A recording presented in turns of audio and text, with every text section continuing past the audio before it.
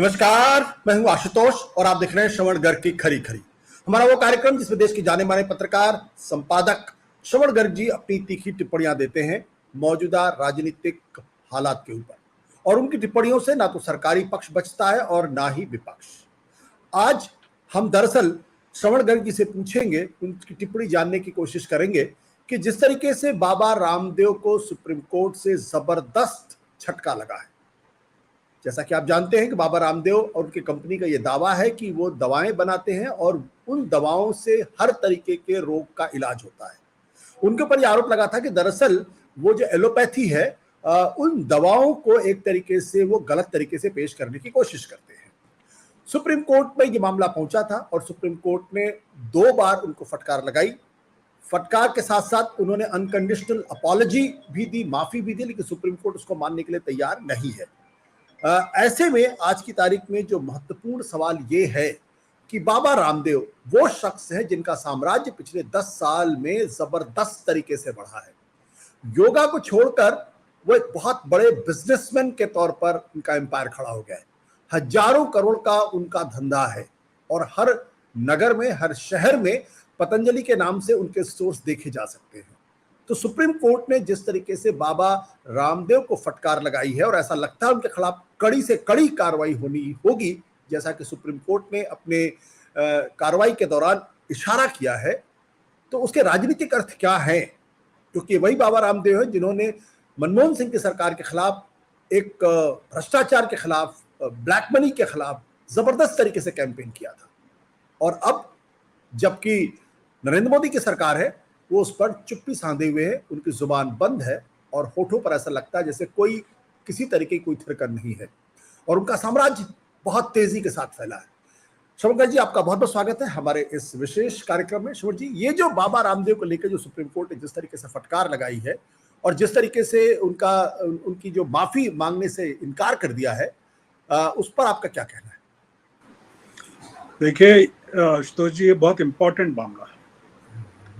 ये कई नज़रों से इम्पोर्टेंट मामला है क्योंकि ये इलेक्टोरल बॉन्ड्स और चुनावी हलचल और कैंडिडेट्स और इन सब के मामलों में वो दब रहा है। दूसरा ये कि जो मीडिया है जिसका मुंह बंद कर रखा है, बाबा रामदेव की कंपनी ने इतने विज्ञापन दिए हैं कि मीडिया में इस तरह की कोई चर्चा नहीं है। सुप्रीम कोर्ट में इतना जबरदस्त मामला अगर चल रहा हो और सुप्रीम कोर्ट की जो बेंच है हिमा कोहली की और एहसानुद्दीन अमानुल्लाह साहब की, वो इतने कड़े स्ट्रिक्चर्स पास कर रही हो और कह रही हो कि रामदेव और बालकृष्ण नतीजे भुगतने को तैयार रहें, आपने 3-3 बार हमारा आदेश नहीं माना। आपके दर्शकों को 2 मिनट में ये बताना चाहिए कि मामला क्या है। जुलाई 2022 में एक विज्ञापन छपता है पतंजलि की तरफ से या बाबा रामदेव की कंपनी की तरफ से या बालकृष्ण जी की कंपनी की तरफ से, जिसमें एलोपैथी पर गलत फहमियां फैलाने का आरोप लगाया जाता है। उसमें कोविड के इलाज, वैक्सीनेशन और एलोपैथी की दवाई के बारे में कहा जाता है। और फिर अगस्त 2022 में जो इंडियन मेडिकल एसोसिएशन है उस विज्ञापन के खिलाफ सुप्रीम कोर्ट में याचिका लगाता है कि ये भ्रामक विज्ञापन है और ये लोगों की जान लेने वाली चीजें हैं। संक्षेप में यही मामला है। अब इस पूरे मामले में सुप्रीम कोर्ट बुलाता है तो हाजिर नहीं होते हैं, बहाने बनाते हैं, विदेश यात्रा पर हैं, टिकट लगा देते हैं। फिर बहुत डांट पड़ती है तो माफीनामा पेश करते हैं और वो माफीनामा सुप्रीम कोर्ट में पहुंचने के पहले मीडिया में पहुंच जाता है, प्रचार माध्यम में पहुंच जाता है और सुप्रीम कोर्ट कहता है कि आपने ये माफीनामा इसे हमारे लिए दाखिल किया या प्रचार के लिए दाखिल किया।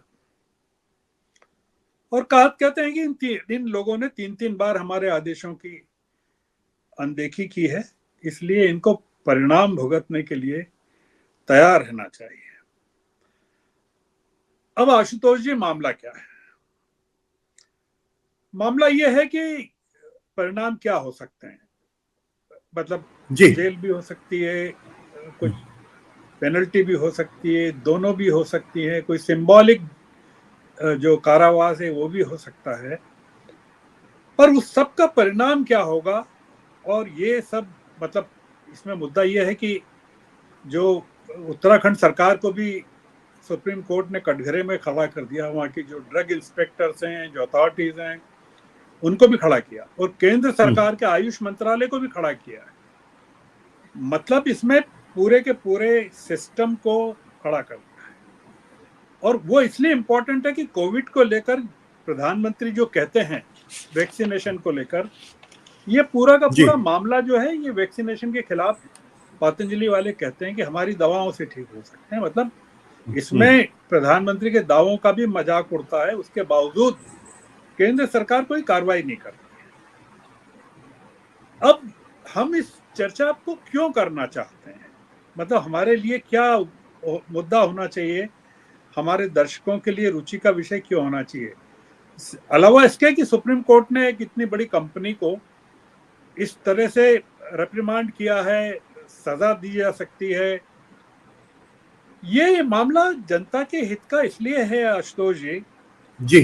कि ये पहला मामला है पिछले 10 सालों में जहां जिसमें एक एक्स्ट्रा कॉन्स्टिट्यूशनल पावर सेंटर, मतलब संविधान से परे, संविधानेतर पावर सेंटर जो बना हुआ है अभी केंद्र में, मतलब जो मोदी जी के इर्द गिर्द तमाम पावर सेंटर्स हैं, उसमें बाबा रामदेव का जो साम्राज्य है बहुत जबरदस्त है।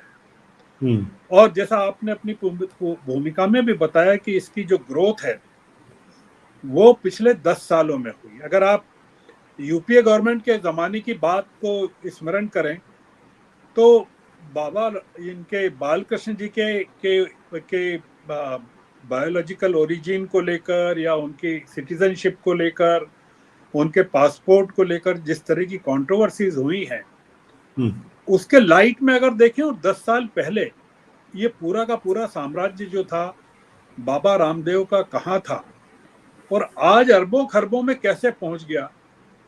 भारतीय जनता पार्टी के जो स्टेट्स हैं वहां किस तरह से कौड़ी के दामों पर जमीनें मिली हैं, बैंकों से कर्जे मिले हैं, और जो लेटेस्ट है, मतलब जो हाल के महीनों की जो घटना है उसमें जो एक बड़ी कंपनी रुचि सोया है जिसको जिस तरह से इन्होंने प्राप्त किया है,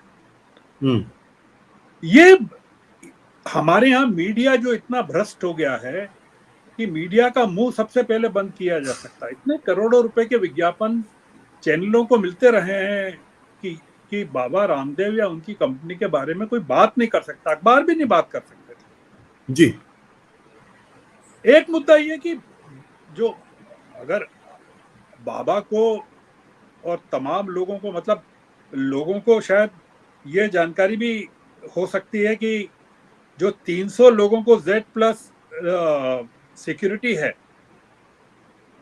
और Z कैटेगरी की जो सिक्योरिटी है उसमें केजरीवाल भी है, उमा भारती भी हैं और तमाम लोग हैं, और बाबा को भी सिक्योरिटी जो मैं ढूंढ रहा था कि वो है कि नहीं है, पर मुझे लगता है कि वो उनको भी Z सिक्योरिटी होगी। ये तमाम लोग जो, मतलब देश के 40 से अधिक लोगों को Z+ सिक्योरिटी और ZYX सिक्योरिटी करीबन 300 लोगों को जो मिली हुई है, 300 से अधिक लोगों को पब्लिक के पैसे पर मिली हुई है। अब जो मुद्दा ये है कि ये जो सबसे बड़ा आक्रमण हुआ है, जो पावर सेंटर है इस सत्ता का, जो बीजेपी की सत्ता है जिसमें केवल एक ही पावर सेंटर की बात होती है जब भी होती है बीजेपी में कि मोदी जी हैं, पर ये जो पावर सेंटर्स हैं बीजेपी में, कि बीजेपी का एक सेंटर अगर है पावर सेंटर, या आरएसएस का एक दूसरा है, अमित शाह का तीसरा है, नेशनल सिक्योरिटी एडवाइजर का चौथा है, तो ये जो पावर सेंटर्स हैं जी। और ये जो बाबा रामदेव जैसे जो तमाम लोग हैं जिनका पावर सेंटर है, तो इन पावर सेंटर्स में एक जो पावर सेंटर पब्लिक डोमेन में आ गया और पकड़ में आ गया, जिस पर सबसे बड़ा हमला हुआ है ये, जिसको मैं मानता हूं कि ये एक बड़ा एक्सपेरिमेंट है कि इसके रिपरकशंस क्या होंगे। और ये जो लोकसभा के चुनाव के पहले ये जो घटना हो रही है, वो उसका उसका प्रभाव क्या होगा। मतलब अगर आप कल्पना कीजिए, मतलब आपके दर्शक भी कल्पना कर सकते हैं कि मान लीजिए कि बाबा रामदेव को और बालकृष्ण जी को सजा मिलती है, या उत्तराखंड के अधिकारियों को सजा मिलती है, जैसा कि जी। जो कोर्ट बता रही है, वो कह रहे हैं कि हमें हमें आपका माफीनामा मंजूर नहीं है, और हम आपकी माफी हम आपकी माफी कोर्ट के तिरस्कार के रूप में क्यों नहीं लें, ये जस्टिस कोहली पूछ रही हैं उनसे। और हरिद्वार के जो अधिकारी हैं उनसे पूछ रहे हैं, उत्तराखंड सरकार को फटकार लगाते हुए, कि आपने 6 साल में कार्रवाई क्यों नहीं की। और कोर्ट कह रहा है कि आपने झूठे टिकट लगाकर विदेश यात्रा का बहाना बनाया कोर्ट की पेशी से बचने के लिए। अब आप बताइए कि ये तमाम जो मामले हैं जो कोर्ट ने संज्ञान में लिए हैं, और ये जानते हुए लिए हैं कि बाबा रामदेव और पतंजलि और उनकी कंपनी का क्लाउड कितना बड़ा है इस पूरे के पूरे सिस्टम में, जिसमें कि ये सरकार भी है, ये पार्टी भी है, और ये जो यूपीए की गवर्नमेंट थी उसको गिराने के लिए जिस तरह की जो पूरा मूवमेंट चला था, उसमें बाबा रामदेव की क्या भूमिका थी ये भी सबको पता है कि रामलीला मैदान में उन्होंने क्या किया था और किस तरह से भागे थे। अब जो मेरा सवाल है, जो संक्षेप में अपनी बात को समेटना चाहता हूं, ये है कि अगर जो प्रतीक्षा की जा रही है भाई, मतलब अब जो ऑब्जर्वेशंस हुए कोर्ट के, कल ऑब्जर्वेशंस हुए हैं ये जी। कि आप कड़ी सजा को के लिए तैयार रहें, और उनकी तरफ से जो मुकुल रोहतगी पेश हुए, उन्होंने बड़े आर्गुमेंट किए। उन्होंने कहा कि आप जिस तरह से कहें हम माफी मांगने को तैयार हैं, कुछ नए सिरे से लिख कर देने को तैयार, सब कुछ तो उन्होंने मना कर दिया, अदालत ने मना कर दिया। मैं एक जो चीज समझना चाहता हूं, और नागरिक इसमें कई चीजें इन्वॉल्व है, मीडिया भी इन्वॉल्व है। मतलब जो सबसे बड़ा इंडियन मेडिकल एसोसिएशन ने जो मुद्दा उठाया, वो ये उठाया है कि नागरिकों की, और कोर्ट ने भी संज्ञान लिया कि लोगों की जान का मामला इसमें इन्वॉल्व है। मतलब आप कह रहे हैं कि एलोपैथी से आप ठीक नहीं हो सकते, आयुर्वेदिक से ठीक होंगे। उसमें आप वैक्सीनेशन को भी मान रहे हैं, और जो तमाम चीजें हैं, एक पूरे के पूरे सिस्टम को आप धिक्कार रहे हैं, अखबार में विज्ञापन दे रहे हैं, और मीडिया उस पर कोई बात करने को तैयार नहीं है। मतलब मीडिया इतना बिका हुआ है।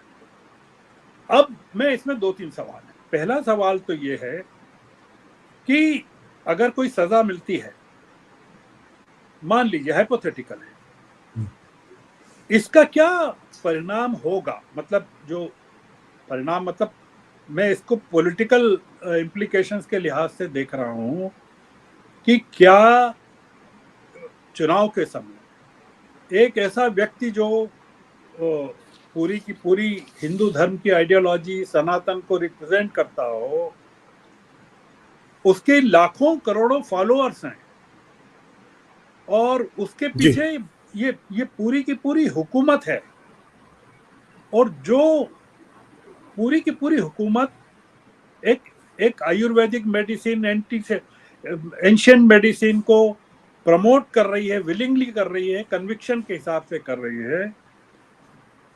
ये अगर सुप्रीम कोर्ट, अगर बाबा रामदेव, मतलब इसका एक इम्प्लीकेशन तो यह होगा कि बाबा रामदेव की कंपनी बहुत जबरदस्त तरीके से प्रभावित होंगी। उनकी एक्सपेंशन, उनके इन्वेस्टमेंट, उनका उनका शेयर प्राइस, मार्केट में उनकी वैल्यू, उनकी इज्जत, तमाम चीजें प्रभावित होंगी। दूसरी चीज ये है कि अगर उनको सजा होती है तो क्या वो जो लोग हैं, उनके फॉलोअर्स हैं, और वो जो संस्थाएं उनके समर्थन में खड़ी हुई रहती हैं हमेशा, वो इस चुनाव के समय इस पूरे मामले को किस तरह से प्रचारित करना चाहेंगे।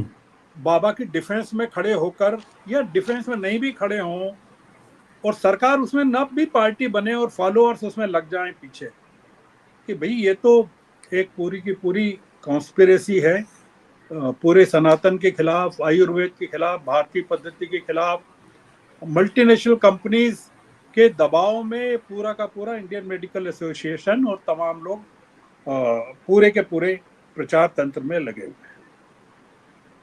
हैं। एक मुद्दा तो ये है जो मैं उठाना चाहता हूं बहस के लिए। इससे दूसरा जुड़ा हुआ मुद्दा ये है कि पॉलिटिकल पार्टीज, और जिसमें कि सत्तारूढ़ दल भी शामिल है, वो झूठे वादे जो करते हैं लोगों को बरगलाने के लिए, मतलब ये भी एक जो विज्ञापन है कि आयुर्वेदिक दवा से आपका हम कैंसर भी ठीक कर देंगे, डायबिटीज भी ठीक कर देंगे, कोविड भी ठीक कर देंगे, सब ठीक कर देंगे। और जो हमारा सिस्टम या जिसके लोग इस समय चुनाव के समय बड़े बड़े भाषण दे रहे हैं या जिन्होंने पिछले 2 चुनाव के दौरान दिए कि हम ये कर देंगे और इससे ये हो जाएगा, वो नहीं हुआ। क्या इस तरह का मापदंड जो कोर्ट में पेश हुआ है, इन लोगों को भी पार्टी बनाया जाए कि नहीं, या किसी अलग तरीके से इनसे पूछा जाए कि नहीं कि आप ये जो फॉल्स प्रॉमिसेस करते हैं फ्री बीस को लेकर या और चीजों को लेकर, ये आप बंद करेंगे कि नहीं। दूसरा ये कि जो विज्ञापन प्रकाशित किया, जिन लोगों ने जारी किया, या जो टीवी के चैनल्स तमाम विज्ञापन दिखाते रहे और जनता का उन्होंने जो नुकसान किया इतने सालों तक, क्या उनको इस दायरे में लेना चाहिए कि नहीं लेना चाहिए, कि ये उनको भी पार्टी बनाना चाहिए कि नहीं बनाना चाहिए, कि आप भी इसमें पार्टी हैं क्योंकि आपने इसको पूरे के पूरे भ्रष्टाचार को या स्केम को प्रमोट किया। तो ये कुल मिलाकर जो मेरा मानना है कि ये